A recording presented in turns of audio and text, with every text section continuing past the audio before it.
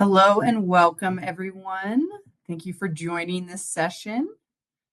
We'll just give it a minute or two to see if other folks will be joining. Thank you for joining us.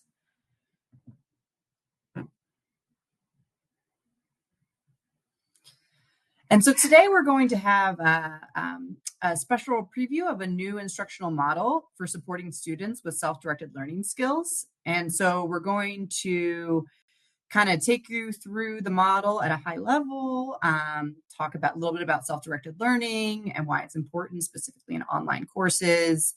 And while this is not a training per se, we just want to give you enough information so that you can, hit the ground running if you are interested in implementing this model.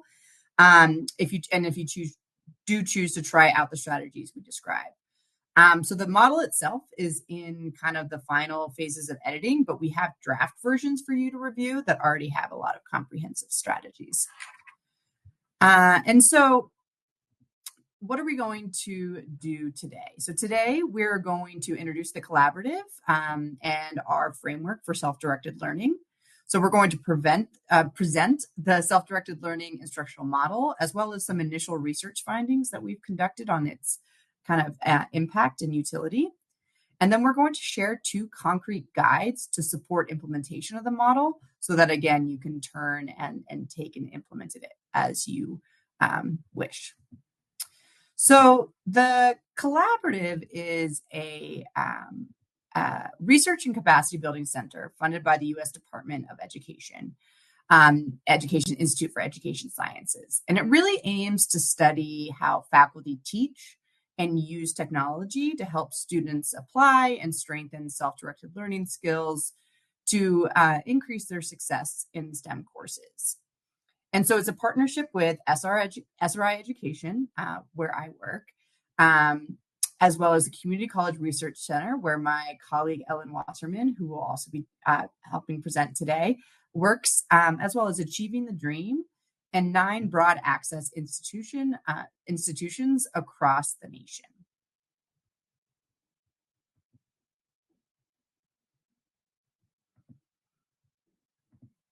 So I just want to kind of start by the question of why do we want to focus on self-directed learning in online courses? And so college students show high interest in online courses, with half taking at least one course online. And this has only increased since the COVID-19 pandemic. Several studies have shown that student academic outcomes are usually lower in online courses compared to in-person courses, and achievement gaps tend to be wider between student groups. Online courses put greater demands on students' self-directed learning capacities because they often have to learn more independently. In addition, it's often more difficult for students to develop a sense of belonging and community in online courses, especially in asynchronous courses, and this really can affect their motivation and motivation to learn.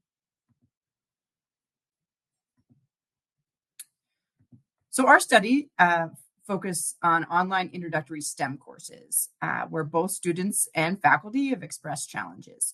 So you can see that in online courses, especially in STEM learning, students face both environmental factors, such as kind of an individual sink or swim culture, content-heavy courses, and they may not feel a sense of clear relevance to their personal lives. But there are also psychological factors, including belonging uncertainty. Do they feel like they belong in this course, in STEM in general? Uncertainty in STEM, stereotype, and feelings of isolation. And these issues can be especially salient for students from groups marginalized in STEM and higher education.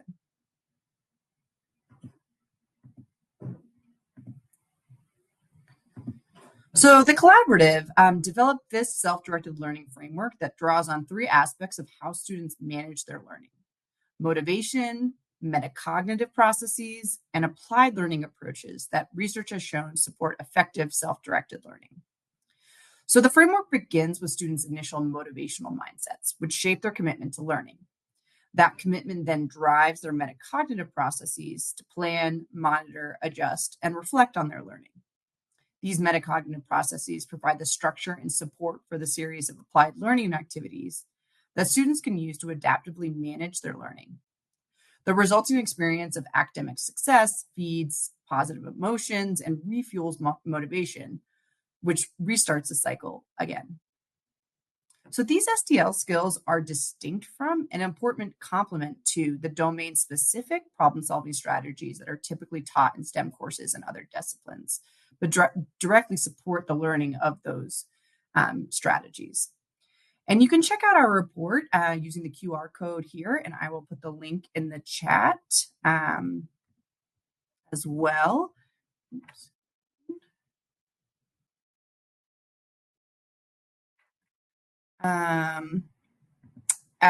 For a little bit more information on this.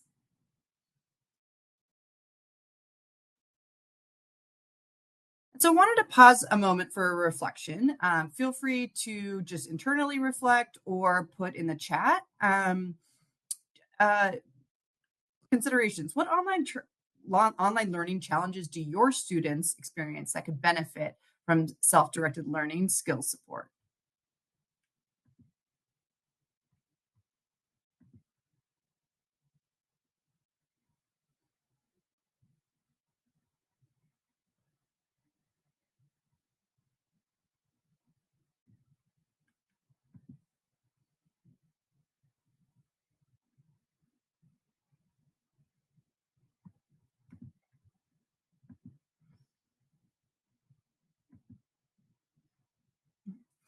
So please continue to reflect on the online learning challenges and how self-directed learning in general, as well as the model that we're about to introduce, can help support the students. And so I'll turn it over to Ellen right now to introduce our instructional model. Thanks, Hannah. Hi, everyone. I'm Ellen Wasserman.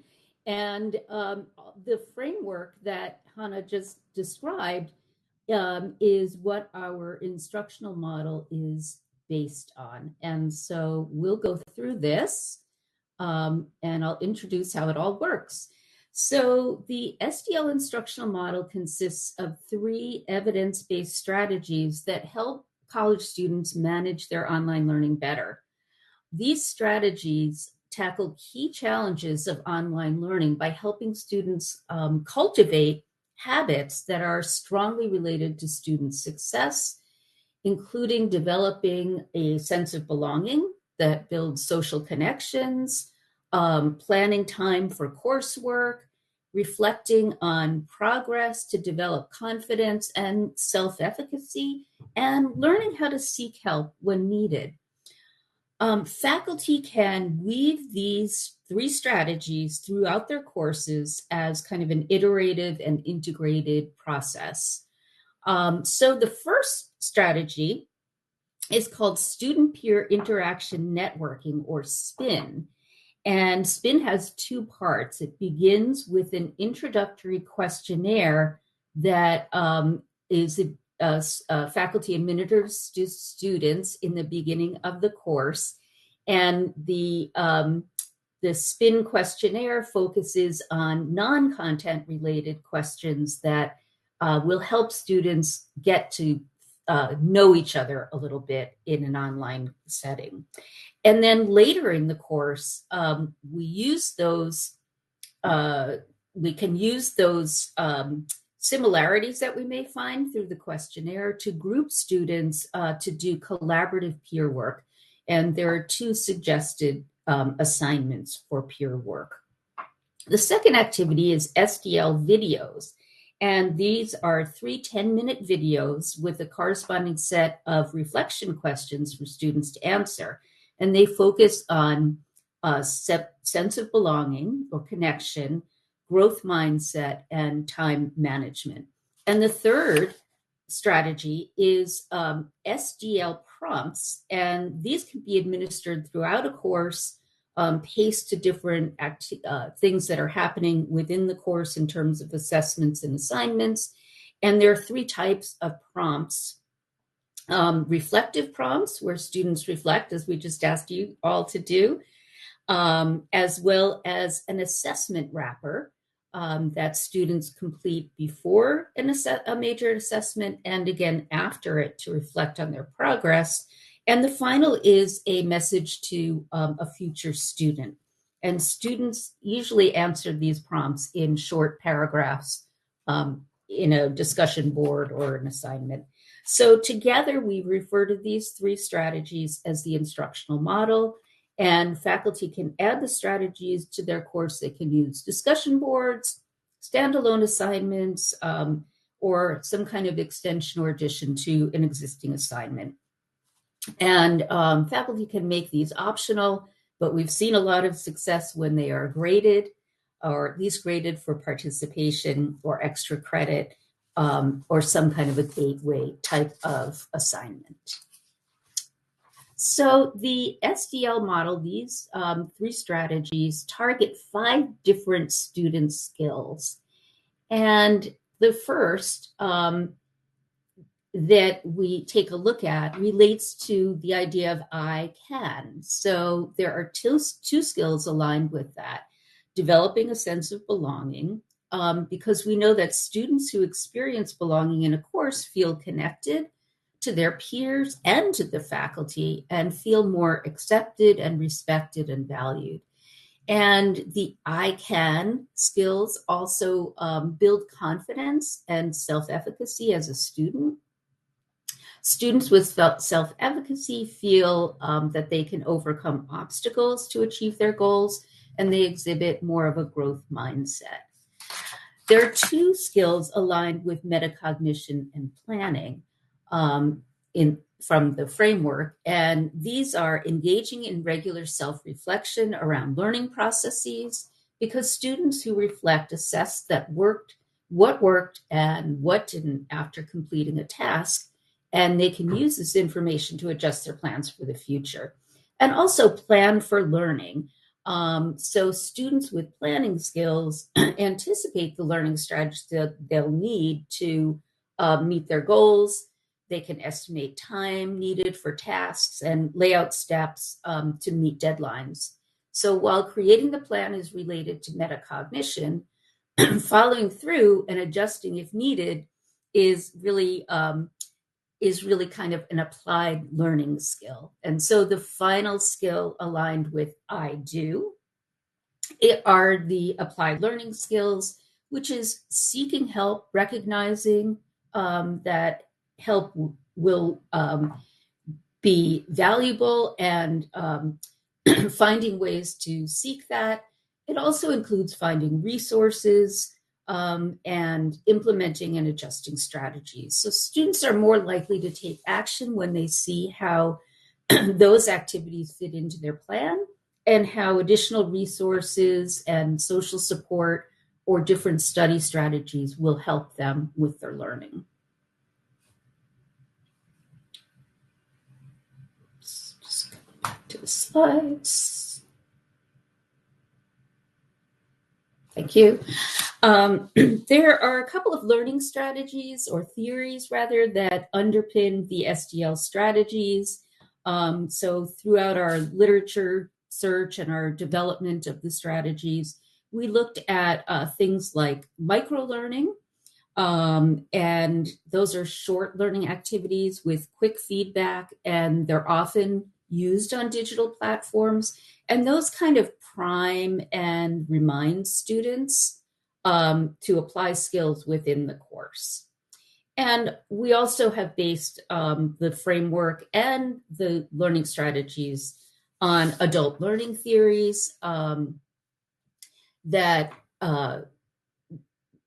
focus on students directing their own learning, and ways that the instructor can create an experience-based, goal-oriented, relevant, and very practical environment. So students are supported to participate in that. And here we go. Okay, back.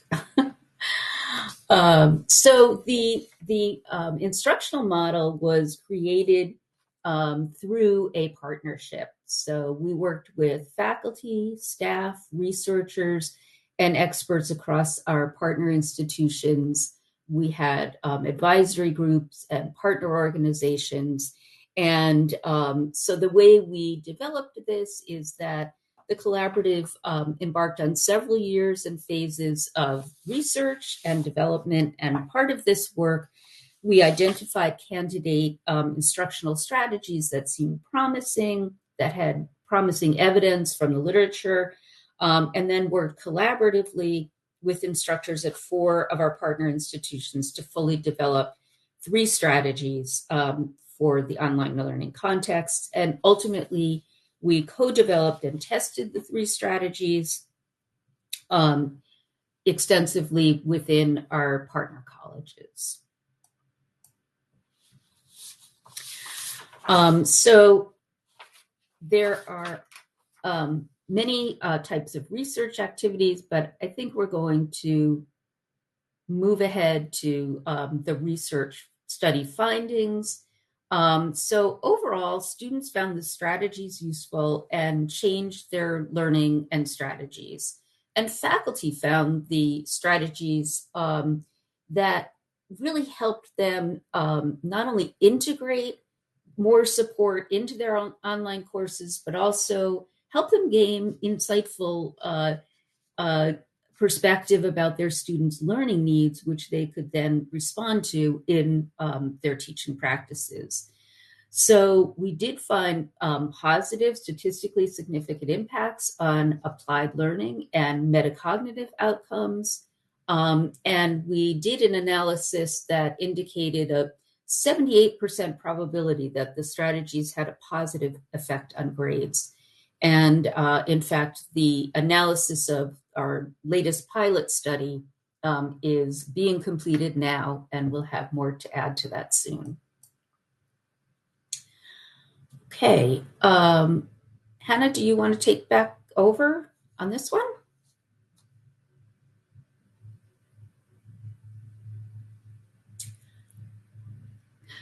Yes, I can. Sorry, I was trying to put in the chat a link to our publications page, and a lot there we have some of our more detailed research findings if you're interested in exploring those. And so the SDL instructional model, which is the 3 strategies that Ellen just walked through, includes 2 guides containing multiple resources. So the first is a course implementation guide. And this is really a step-by-step guide for faculty to integrate the instructional strategies into online courses. It includes things like a copy and paste text for any learning management system, as well as course integration and tips. And so I'm putting the link in, and if you, it is also included in, all of these links are also included in our handout that we had at the beginning, we uploaded.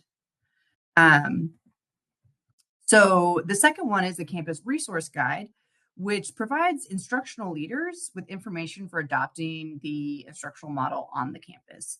So it also includes a little bit more information about the theory and evidence around self-directed learning, as well as a full suite of resources for professional developers to support faculty learning about this self-directed learning. So that is the second one. And we use the term professional developers broadly because it could include folks that are, official coaches or curriculum designers or instructional designers, or it can also include a faculty member who might be wanting to integrate this across their department. And so before we kind of get into the details of this guide, we did want to share a short video on using the self-directed learning strategies. This is from a math faculty member who participated in the research study. And I believe I will put the link in the chat. And again, this is on the handout, and I believe Ellen will be sharing the actual video. Yes, I'll bring it up. Okay. I think it's just made me more intentional with what I do. I don't know if any of it's necessarily all that new or different, but I'm putting more energy and more focus into making sure I do the things. It's easy when the semester gets really busy to let some things slide and pick them up later. But I feel like having the prompts and the videos and the spin at the forefront makes sure they get done. And that does give the students the best experience.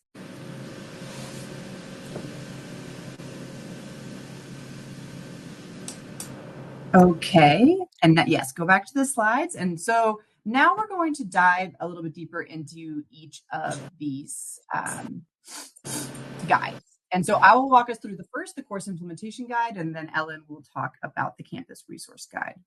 And so the course implementation guide, as a reminder, is really to guide faculty through implementation of the 3 strategies. And so it has 3 main sections. It has an overview of the instructional model, including how to implement it in the course, how to integrate the strategies into your current LMS and curriculum, and really how to measure whether the strategies are working or if adjustments are needed. Then we have a big section around using the strategies in the course. And so that dives deep into the specific strategies, as well as including ready-to-use text, and then some adaptations and customizations, because we know that not all courses are the same. And then we have some appendices that provides more guidance on how to integrate them as well. And so we start the course implementation guide with a pacing guide. And so you'll see in this pacing guide, it provides a suggested ordering of the strategies and approximately how much time they take for students to complete. So we theorize, and our research suggests that these activities are best administered during certain parts of the course. So for example, we know that building a sense of belonging and motivation is really important at the beginning of the course. So therefore, we recommend doing the introductory questionnaire, as well as the first video, which is about sense of belonging within the first week of the course.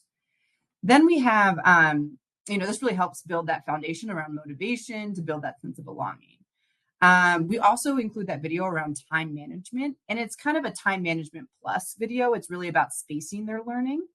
And then we also have the growth mindset video, which is really sets the stage for being resilient in the face of a first challenge in the course. So this could be a major assessment or an assignment, kind of building that confidence and self-efficacy. And then as the prompts, we have those pre and post assessment wrappers. And this really, engage students in metacognitively evaluating their performance and considering different learning strategies once they hit that first hurdle. Then the SPIN collaborative activities really reinforce the habits of metacognitive processes, as well as those reflective prompts, checking in and adjusting their learning strategies, and also really seeking help from peers and understanding, building that sense of belonging and understanding that they can kind of create a network of support even in an online course. And then there's a final message to a future student that kind of serves as a culminating activity, both for that student, but also for students in subsequent courses as well. And of course, this is just a suggested, pacing. You have flexibility based on the context of the course. For example, if your add drop period is really long at the beginning, perhaps you don't actually have the introductory questionnaire in the first week. Maybe it's the second week. And the goal is really just to have the students exposed to the strategies. And the model has been implemented in a variety of courses so far, including 4-week and 8-week courses. So you can really adjust based off of course length.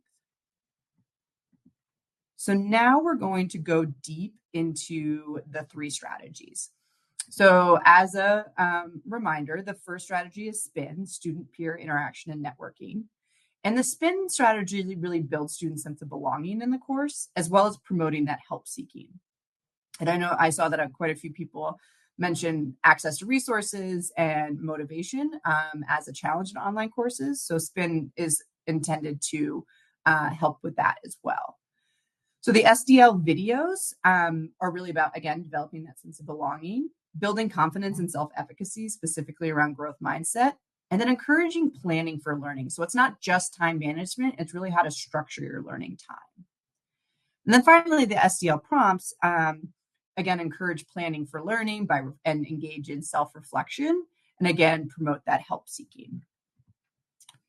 So starting with the SPIN activities, there are 2 components. So the first component is an introductory questionnaire that really asks students to share non-academic information about themselves to kind of get to know each other better. And so, it helps create this atmosphere where students feel like they can bring themselves, their full selves, to class. So the guide provides a bank of ready-to-use questions, such as, what are your hobbies? What are activities that bring you the most joy? But also kind of what time of day do you usually do schoolwork? Do you usually work on Sundays at night? After the survey, after students have completed the survey, faculty can summarize common interests and spotlight the wide range of talents in the course. Faculty themselves can also complete this survey to share some of their interests. And also using this data, you can also create those groups. So you could group students intentionally together by what time of day they like to work, or maybe their interests. That leads into the second activity, which is the collaborative activities. So faculty should assign 2 collaborative activities that provide students an opportunity to work with peers on a meaningful shared academic task relevant to course content.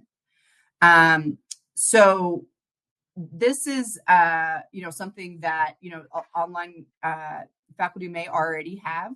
It's group activities, which is great. And so what makes spin a little bit different is kind of 2 components.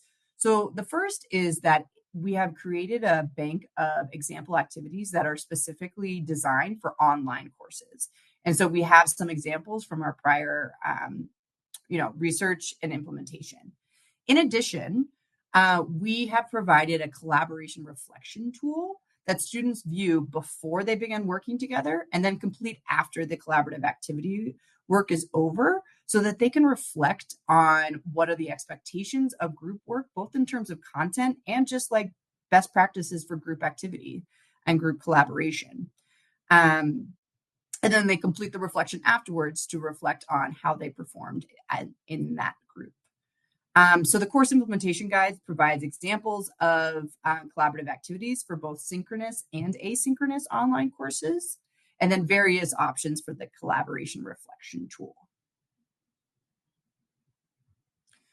So one of the things that we often hear when we introduce SPIN is that it's just really challenging to do online group work. Students choose online courses. As Patricia, you just mentioned, like it's really hard to get buy-in from the students. And so we have created a list of best practices around online collaboration. So we have a full table in the guide that kind of goes in depth on these, but just to give a kind of high level view of it, the first is, students often don't engage constructively with collaborative activities. They just don't see the value in it. And so one way to, do that is to incentivize participation. So that could be, showing how working in groups is directly related to, work skills later on in life. But you can also group, students intentionally. Again, group students based off of shared interest or when they want to work. I think, again, a lot of students take online courses for the inherent flexibility.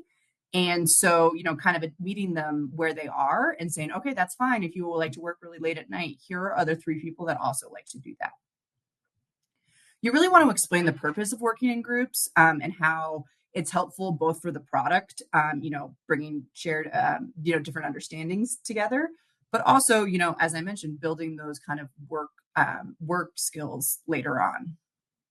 So oftentimes students feel a little uncomfortable participating in groups. And so we have some strategies around supporting relationship building. So again, that introductory questionnaire is really helpful, but we also have a series of icebreakers, and things like that they can structure the group so they can get to know each other a little bit better. And oftentimes they're kind of students are uncertain of what they can do to support their group success. It's kind of like, why are we working here when we could just do it separately? And one of the, clear things that we recommend is really assigning effective collaborative activities that are easier and better accomplished by a group. So it's not just a shared worksheet. It's actually a activity where you can, each student has a clear role and responsibility and feels like they're contributing. And again, we have examples of activities as well as some, team plans where they can create a list of their roles and responsibilities. We also want to share best practices for team meetings. That's something that, we all work on in our everyday lives, but also, is a skill that we need to learn is like, how do you structure a team meeting? So sharing practices about that. And then finally, we want to, just because they're working in groups does not mean that the instructor is not present. And so you also want to provide ongoing support as faculty members, whether that's office hours or just even like individual check-ins with each group, to support them when they're working with their peers.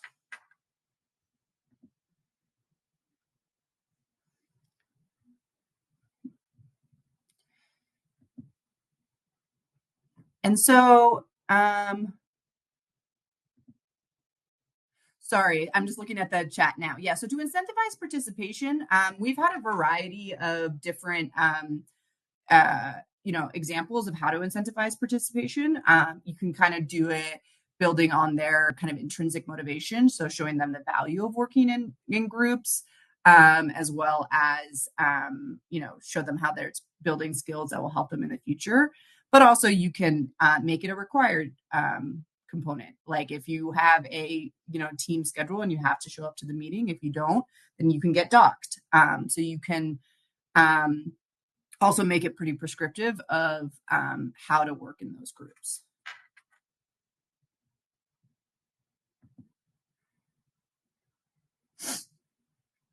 So the next strategy are the SDL video series. And so these are 3 videos, and then they're aligned with each of these skills. So sense of belonging, and really that's the start. And so it aims to raise students' awareness about proactively developing a sense of belonging to combat this like imposter syndrome, and understanding the key insight, also a growth mindset, so that the intelligence is not set in stone, but plastic. And then the final video really focuses on the importance of developing a system for time management and spacing out learning time based on an honest assessment of what one knows, what one needs to know, and what one needs to learn to learn effectively. And so each video is structured the same way. And so they're about 10 minutes long. And so they start with kind of an introduction of what the skill is that we're introducing, and then a series of student vignettes practicing the strategy, and then a self-reflection. And we also include actual embedded self-reflection questions at the end of the video that you can assign as an assignment, either a discussion board or a survey, so that you can really make sure that the students are engaging with these videos and really reflecting on how how they're going to develop these strategies and how it will be useful for their course.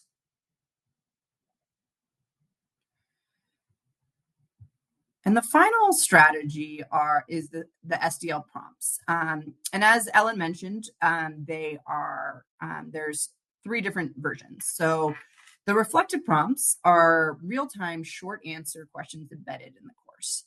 And so students will answer them in short paragraphs, again, either in a discussion board if you want other students to be able to see the responses, or an assignment if you want it to be more of a private reflection.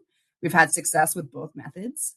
And they really reinforce the habits of reviewing assignments ahead of time and planning to gather the right learning resources. And so, access to resources is definitely a challenge in online courses. And so you can adjust the prompts to be like, here are the 8 resources that we tend to provide, whether it's a STEM resource center or an office hours or, peer group support. You can actually put those in the prompts and have students select which they're going to do to help to reach out to if they need additional help. And these prompts can be used 2 or 3 times throughout the course. We've done it as many as weekly, but it really is up to you of how often you want to do it. But we've definitely found it's helpful for students to both plan ahead for what they're doing for the upcoming week, but also reflecting back on the prior week. So the second prompt is an assessment wrapper. And this is a 2-part activity that could be assigned a week before a major assessment, and then after the student has received their grade. And so the idea is that pre-assessment really, has them thinking about how they're going to study, what are the sticky areas that they really need to spend a lot of time on, and how are they going to make sure they address those areas. And then after receiving their grade, they will do a similar post-assessment. Did they follow through with the plan? If they did, was it successful? If it wasn't successful, why not? To really reflect on both that plan and their follow through of that plan, and then making adjustments if needed. And then the final SDL prompt is a message to a future student. And so this message to a future student it really invites students to reflect on their course performance, and really can be assigned as creatively as you want. It can be a written reflection, it can be a video recording, it can be an interview between students. And really, you just want to have students to kind of reflect on what they wish they knew going into the course. What did you learn about yourself as a learner? And as I mentioned, that really helps that student themselves reflect. But with the student's permission, of course, you can also use those responses for future students, so that students can also see that other students may have struggled at the beginning with the course content, but this is how they overcame it, or this is how they grew as a learner throughout.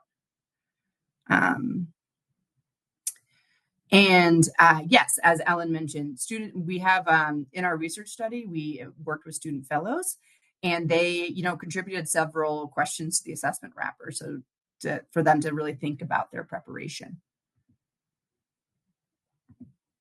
And so now I'm going to turn it back over to Ellen to talk about the campus resource guide. Thanks, Hannah. So the campus resource guide is there to help institutional leaders, instructional leaders, to help faculty adopt the instructional model. And it includes 6 different sections. There's information for leaders about ways to adopt the instructional model. There's the science behind self-directed learning, where we get a bit more into the research that we've done. And then a big section on resources for educational developers and instructional designers, including suggestions for an introductory workshop, a learning community, and ways to stay in touch with faculty. So I'll take us through those. For information for leaders, this section describes several ways that institutional leaders can foster buy-in for adoption of the SDL model.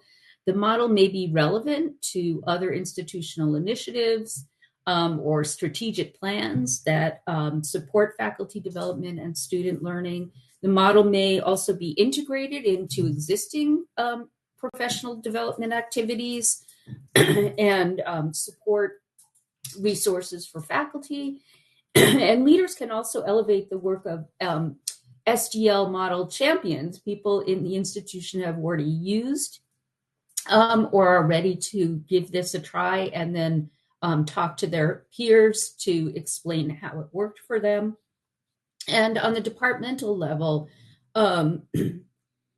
leaders can also support planning how to integrate the model and implement it maybe throughout a discipline or in multiple courses within a department. The Getting Started is a Getting Started workshop, and this section provides professional developers and instructional designers with an annotated agenda for conducting a 90-minute workshop for faculty to introduce the SDL model. It includes a slide deck with detailed slide notes covering several different topics like why focus on self-directed learning? What does it do for students and for faculty? Introduction to the learning model, how to implement the model in your course, and a little bit of background context about how the model came about.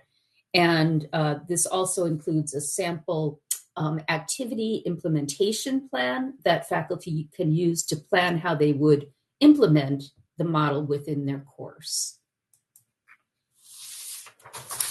Going Deeper is really a blueprint for a faculty learning community, which might be very helpful in some institutions for helping faculty adopt these kinds of activities into their courses.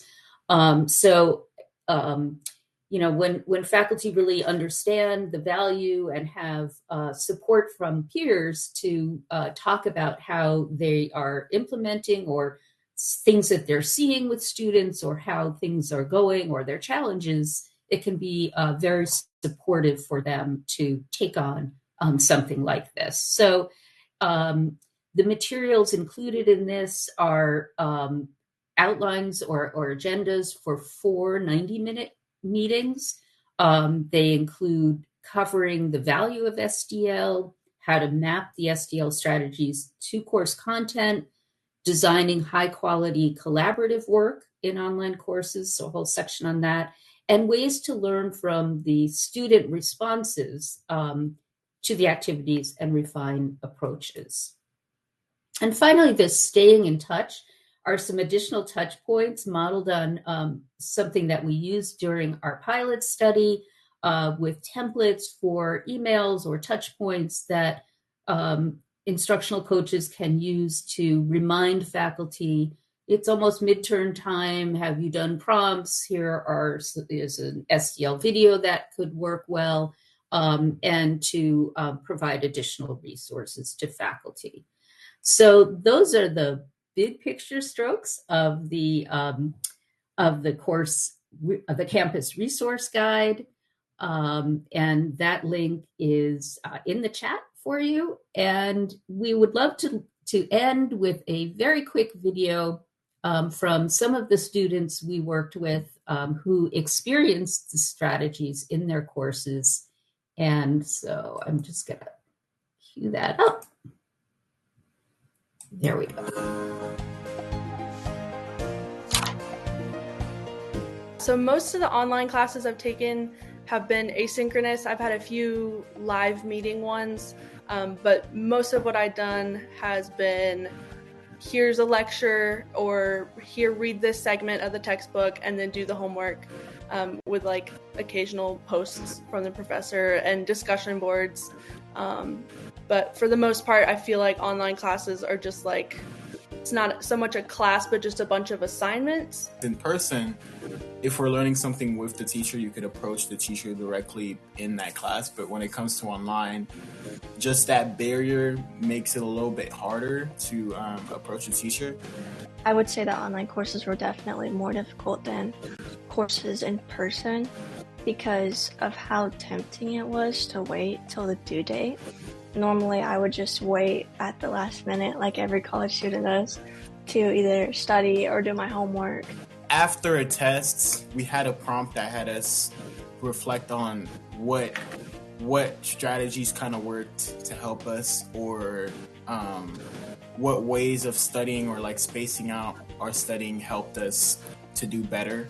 And then I used that for next time when we did the next test, and I kind of used that reflection to do better on the next test.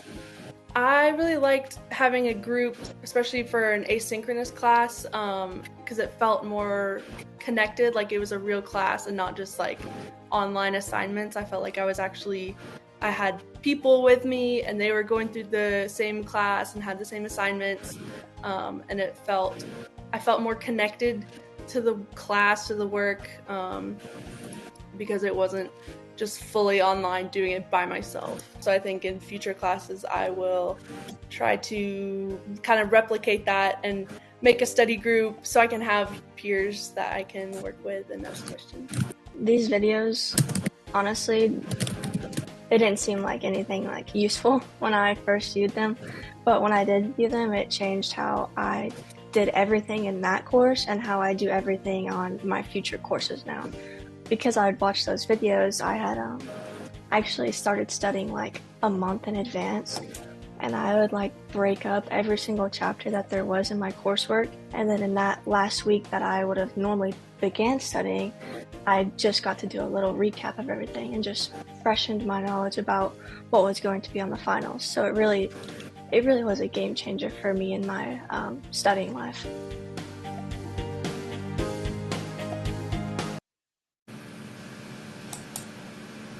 Oops. Well, we just wanted to say thank you so much for listening, for being here. We hope you will take a closer look at the instructional model and the course campus resource guide. You can please visit us. Feel free to visit us on our PostSec Collab website, postseccollab.org. And if you're interested in learning more and getting in touch, you could use this QR code to reach out to the Collab members, and we will gladly interact with you and provide whatever help we can. So thanks so much, and hope you all have a great rest of the conference. Take care.